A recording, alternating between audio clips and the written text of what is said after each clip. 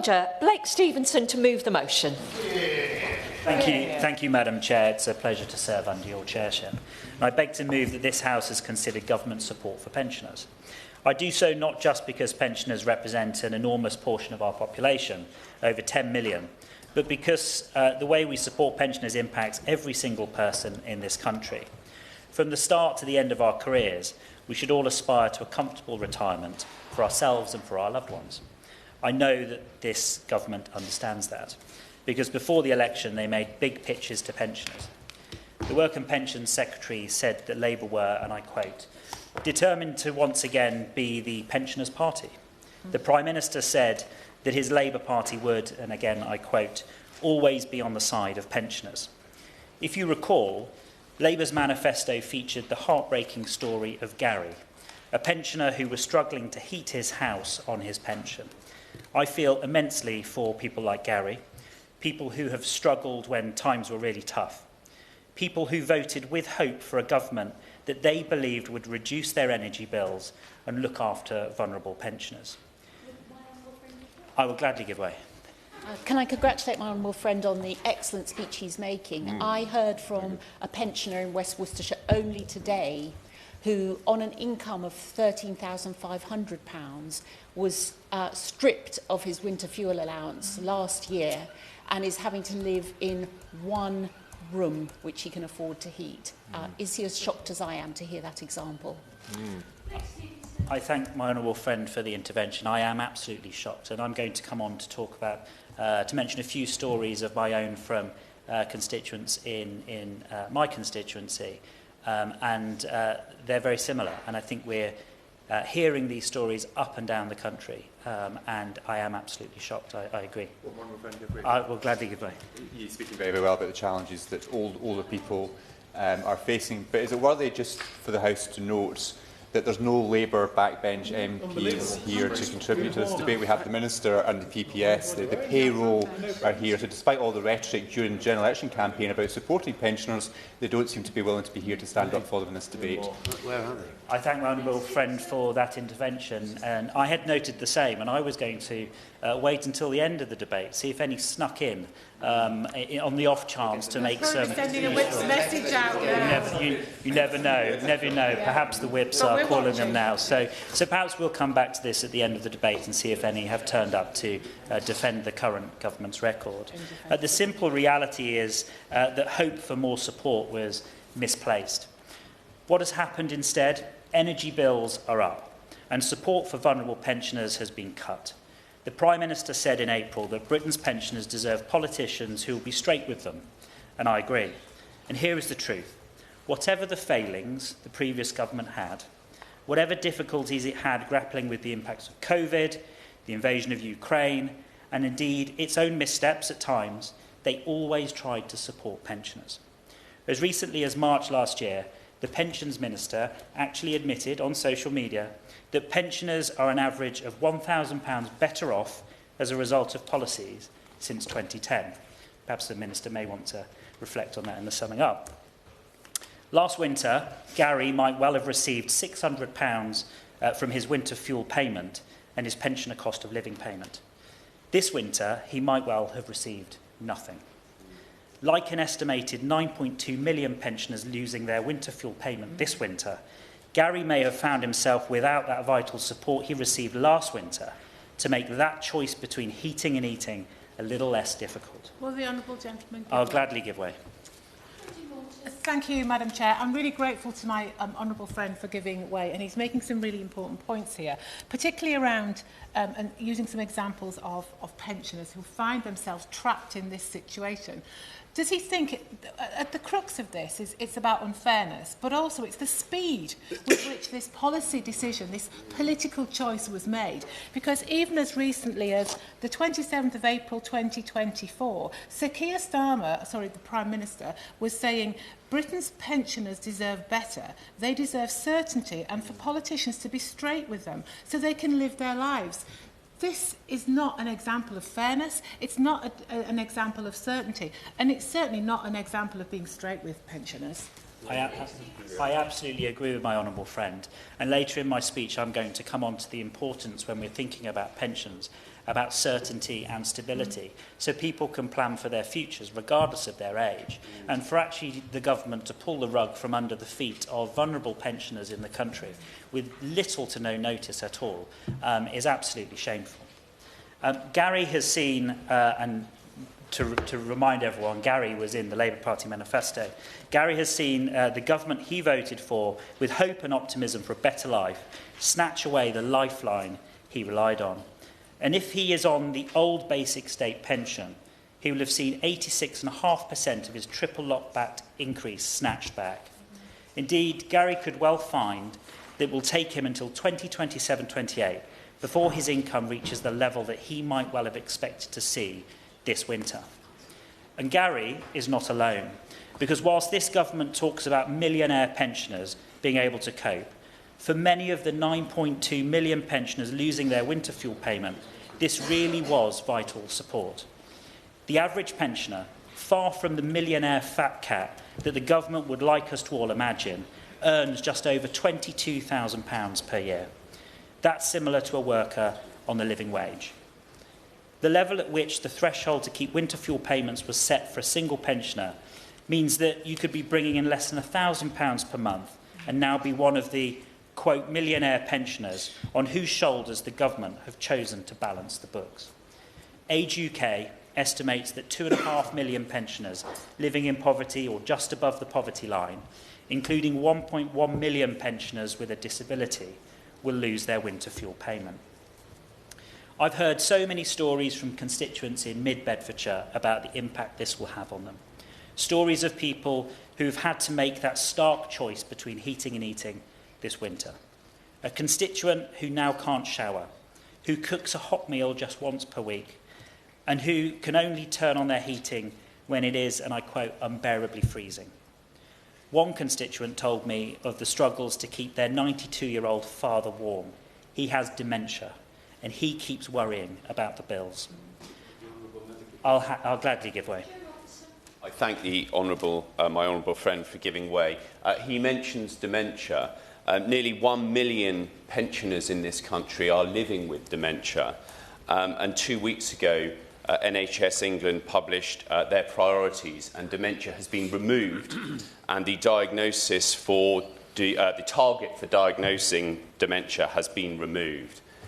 Does he agree that that is also a huge concern, not only to those living with dementia, but the millions of family members and friends who support them? I know that my honourable friend cares very passionately for people who are living with dementia and their families, and he raises a very important point. Again, it's another shameful decision by this government not to support the most vulnerable in our society, and people should be shocked by that. Another constituent told me that they've stopped using their cooker, and they now find it even difficult to dry their washing. This government promised it would be on their side. But as a constituent recently summed up for me, they feel terribly let down by the government, and they're right. This government has let my constituents, indeed all of our pensioners, down. They've balanced the books on the backs of people earning less than £1,000 per month. And even if you're still eligible for winter fuel payments, you'll get them only if you've signed up for pension credit. We know that the arbitrary barrier of the pension credit threshold will mean that many of our poorest pensioners, Age UK has estimated around 1 million people with weekly incomes of less than £50 above the poverty line, will not receive their winter fuel payment this winter.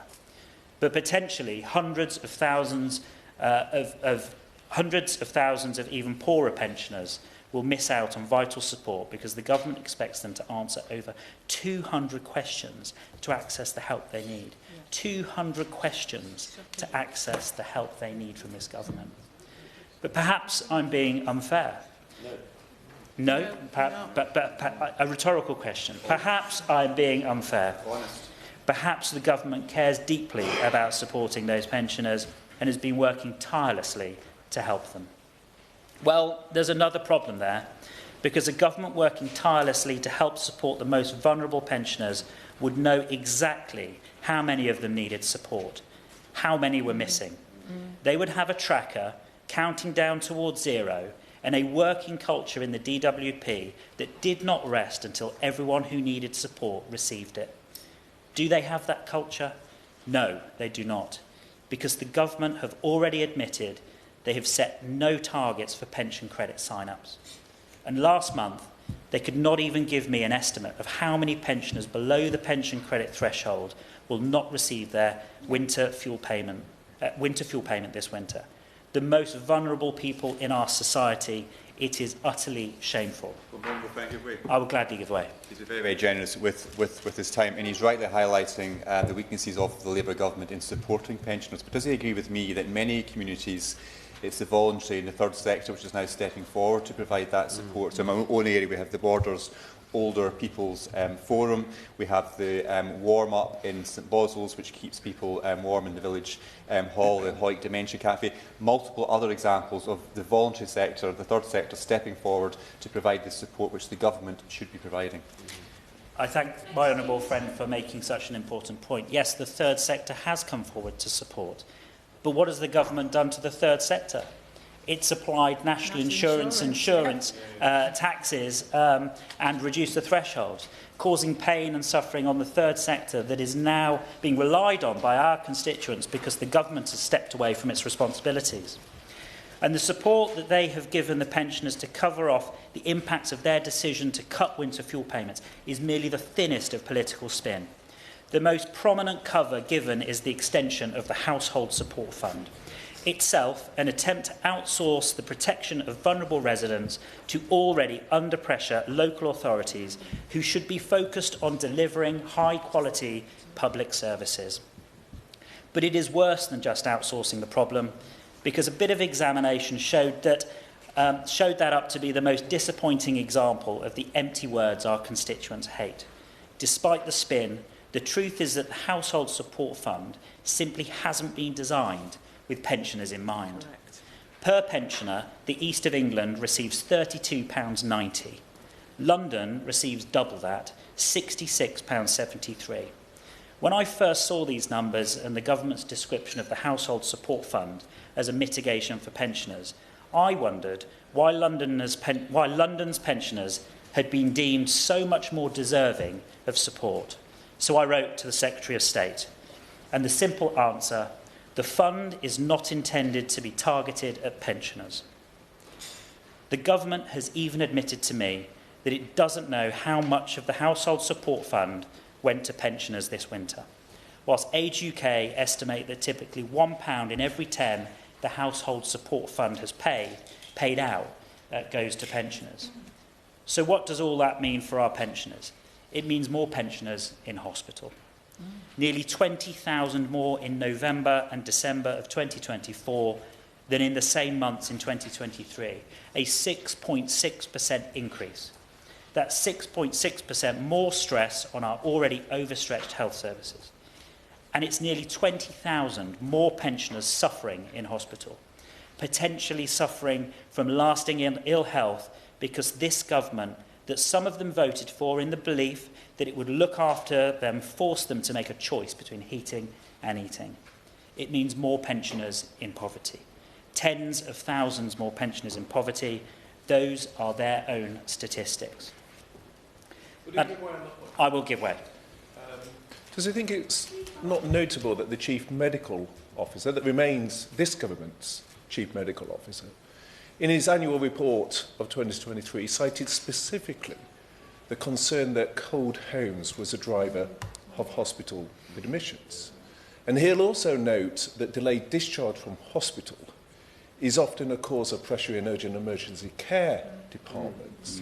And yet the government has again delayed any changes to social care. And so whilst we all recognise there are often challenges, indeed, as a minister, I face those challenges myself. Is it not what is striking about this is the hypocrisy of those who suggested there were simple solutions before the election and yet are now taking decisions that are actively leading to elderly, frail patients being admitted to hospital at the same time as other decisions are deliberately delayed? Yes. I thank my honourable friend for that intervention, My original speech actually had an element of social care in, and then I took it out. So I'm pleased actually that my honourable friend brought that up. You know, this government has kicked social care reform down the road, and we can kick it down the road no longer. We have to face up to these difficult and tough decisions. There are no simple answers to these things, but my honourable friend makes a good point, and I agree with him. Madam Chair, I've used the example of winter fuel payments to demonstrate a simple truth. This government told pensioners they were on their side. They campaigned for their votes. The Pensions Minister, again, watching his WhatsApp, not WhatsApp, his X or Twitter, Twitter, was even at the Pensioners Club in Swansea just days before the general election. No doubt reassuring them that he was on their side. Perhaps when he gets to the dispatch box, he will tell us what he was doing. But they have let our pensioners down, without apology, without owning their decision, without any care for what it might mean for millions of the most vulnerable people in our society. And now the 9.2 million pensioners losing their winter fuel payment, that's 13.5% of the UK population, see the government talking about sending money that could be spent for the winter fuel payment many times over to Mauritius. Yes. If they care about helping pensioners, then they're out of their depth, didn't think about the impact of their decisions, and haven't bothered to monitor the impact. If they don't care, then they gave pensioners false hope and then took it away as soon as the votes were counted. What a sad state of affairs, Madam Chair. On too many issues, the Labour Party were happy to talk the talk in opposition, but are unwilling or perhaps incapable of walking the walk in government. In June, the Work and Pension Secretary decried the number of pensioners paying tax going up under the Conservatives. In November 23, the Chancellor said the then government was picking people's pockets by not increasing tax thresholds. Now they're in charge, an estimated 2 million more pensioners will be paying tax by 2032. Time and again we see it, the same old Labour Party, which will say anything to get your vote and do nothing to help you when in government. Well, my honourable friend, I'll gladly give way. On the subject of broken promises, before the general election, the Prime Minister that is now said that they would not increase council tax. But yet, across the whole of the Bradford district, 64,000 pensioners are going to be impacted by the winter fuel allowance, of which many of those are now going to be having a 10% increase in their council tax as a result of our local Labour-run administration. So does my honourable friend agree with me that it isn't just the implications of the removal of winter fuel tax and that broken promise, but also the broken promise now that exists of council tax increasing that is also impacting those pensioners? I thank my honourable friend for that intervention. Indeed, winter fuel allowance is one example of many, many, many broken promises. And I know my constituents feel let down by this Labour government. And my honourable friend raises some very pertinent examples from his constituency, for which I thank him. So where do we go from here? Well, Madam Chair, I'm here to help the government with some simple ways that they can help our pensioners. I don't think they're listening. I don't think they're listening, indeed, but let's try. The Minister of Employment has told me previously about their desire to help pensioners reduce their energy bills, and I agree. It was a flagship policy in Labour's manifesto, but good intentions alone are not enough to reduce energy bills. Their GB Energy Pet project won't produce any energy. It won't employ anything near the number of people they said it would, and its boss cannot say when it will reduce energy bills. And for many pensioners, that simply won't be soon enough. And it isn't just their GB energy plans which are a mirage. They want to improve energy efficiency, but they cannot say where their warm homes grants will be spent. They cannot say how many of the worst impacted properties off the energy grid are listed buildings, which would need more specialist support. Madam Chair, all the energy wasted on plans that won't bring down